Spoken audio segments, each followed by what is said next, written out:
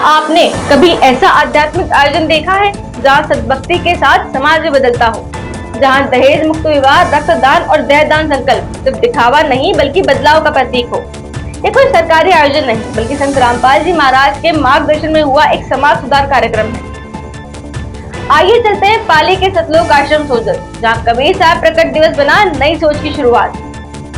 नमस्कार, स्वागत है आपका हमारे विशेष वीडियो में, जहां हम आपको ले चलते हैं संत रामपाल जी महाराज के मार्गदर्शन में आयोजित एक अद्भुत आध्यात्मिक समागम कबीर साहब प्रकट दिवस के उपलक्ष्य में पाली के सतलोक आश्रम सोजत में हुआ 3 दिवसीय महोत्सव, जहां भारी तादाद में श्रद्धालुओं का जन सैलाब देखा गया। आइए देखते हैं भव्य आयोजन की व्यवस्थाओं की झलक।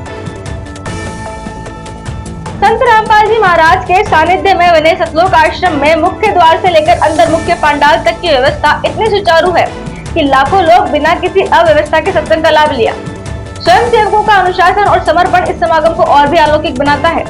और अब बात उस भव्य भंडारे की जो संत रामपाल जी महाराज के सत्ज्ञान और सेवा के दर्शन को दर्शाता है।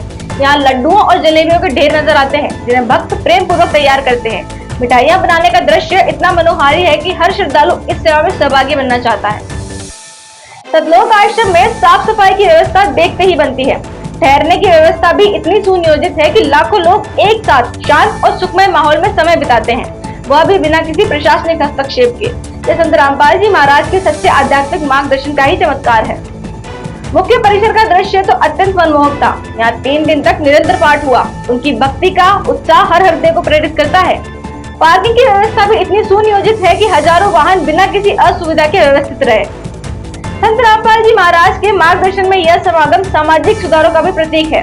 यहाँ रक्तदान शिविर का आयोजन होता है, जहाँ सैकड़ों भक्त संत रामपाल जी महाराज की शिक्षाओं से प्रेरित होकर मानवता की सेवा में योगदान देते हैं। इसमें 269 यूनिट रक्तदान, 78 लोगों ने देहदान करने का संकल्प लिया। सबसे प्रेरणादायक दृश्य एक साथ 47 दहेज मुक्त विवाह, जो सामाजिक समता और संत रामपाल जी महाराज के समाज सुधार के संकल्प को दर्शाते हैं।